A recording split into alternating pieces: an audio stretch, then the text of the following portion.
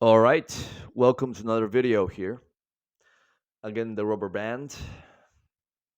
I'm shooting them back to back, that's why.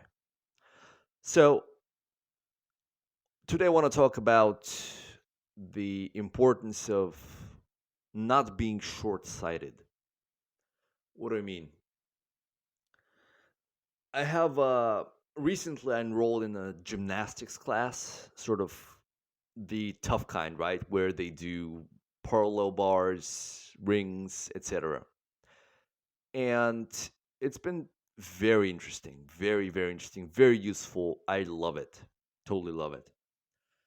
But the reason I'm bringing this up is because of the coaches. Okay, now look at me, I'm 32. Okay, I'm 32 and I've been doing calisthenics my entire life. Back in the day there was no such thing as calisthenics, you just had a pull-up bar, right? It's the new fad, calisthenics. Woo. Back in the day we just had a pull-up bar. But what has got my attention, and that's very interesting, very interesting.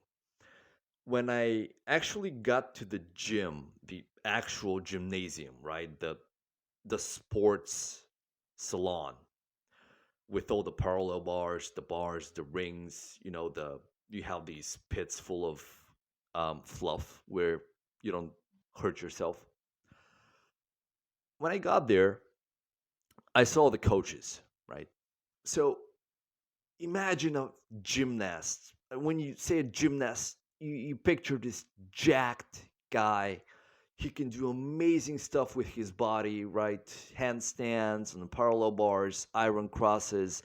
They're just elite, amazing, right? No other sport even comes close to gymnastics when it comes to building strength, right? It's the ultimate sport, basically. Now contrast that to a fat, lazy coach. That was my surprise, guys. The coach is there, and they're pretty good coaches. They're fat and they're lazy, right? They have these huge bellies. So they're short. That's one. Short, bald, and he's got a belly. And that's not just one guy, that's a bunch of guys. I think there's just one guy who is in decent shape, right? He has not let himself go. All the rest, they're fat. The women coaches, they're getting fatter, and they're in their 20s.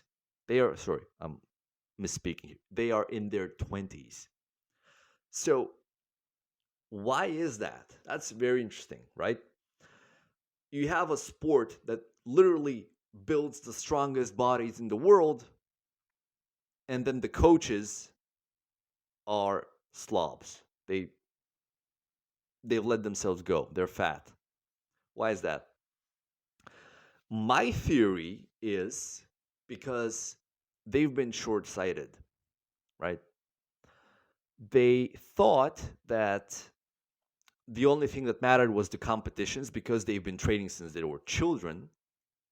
And so they trained for years. And at one point, they just said, okay, I'm done. No more competitions. I cannot reach national level, whatever, can do this, can do that. I'm done. And they completely stop training and they grow this massive belly and they're done, right? Their life is over because it's a low paying job. Being a gymnastics coach where I live is a super low paying job. You don't get any money, right? Like you're probably getting minimum wage or just above that. You're fat, you're bold. Where are you going? Where are you going, bro? Okay, you have the gymnastic skills, but where are you going? Right? You're super useful to me because I want to learn. But we're on totally different trajectories here, right? Myself and the coaches. So they became short sighted. They fell into the trap of complacency. Okay, I've achieved this, I'm done. And they didn't have the perspicacity to actually see that they could do this for the rest of their lives. Okay? And that's any sport. Any sport. You have to be in this for the long haul, for the longest of hauls, the end of your life. Excuse me. Why do you see so many old guys, like old, like 60 plus, out of shape? Because they said, fuck it, right?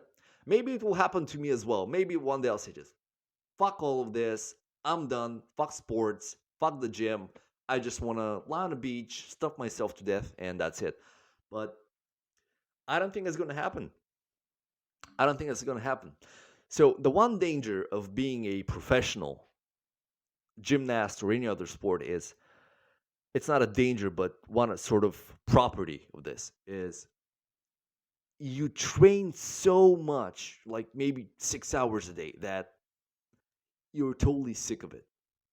Okay. So that's the one drawback to professional sport. You become sick of it. So, as a normal guy, what you can do, the lesson here, you can draw the lesson, this lesson. As a normal guy, do not push to the extent that you get sick of it, you get tired of it, you get fed up with it, right? Do not stay in the gym for 6 hours. Think of the long haul, because whatever is hard and difficult, you cannot maintain for very long, right? It has to become part of who you are.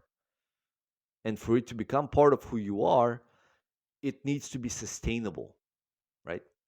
So I'll give you another example, totally unrelated. There's a thing called mewing. Maybe you've heard of it, it's sort of trending. But there's a right way to do it, and there's a wrong way to do it.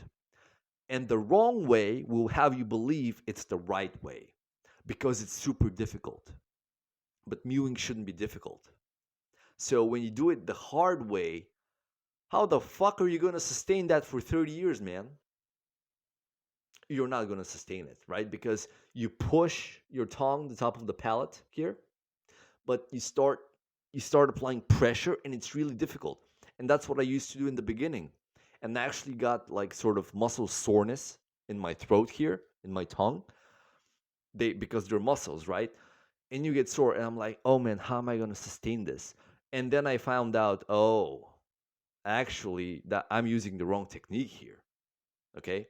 And now the way I'm doing it is super sustainable, effortless, but still gets the job done actually better than the method I had deployed previously, right? So what I'm trying to say is, do not push too hard lest you get tired of it, right? You don't want to stop. You want to keep going. Consistency is the name of the game. Consistency is the name of the game. That's the only, like, the guy who doesn't stop wins, basically. If you don't stop, you win. You can't be beat. I mean, we always get to these virtues, I'll call them, right? That's where you always get to them. It's discipline, it's consistency. They permeate every facet of life, right? If you want to, you have to be consistent with everything. So the mistake these coaches made was they stopped, right? They quit. They quit. They said, I quit, I'm done. That's not the name of the game. Whoever quits last wins. So the name of the game is not stopping. Just keep moving forward, right? Your pace will be slower than somebody else's, but you still have to keep moving forward, making forward progress, getting momentum. Yeah, that's what I want to say about this one. Don't be short sighted. Think of the long haul, the longest of hauls, end of life, sort of. That's the name of the game.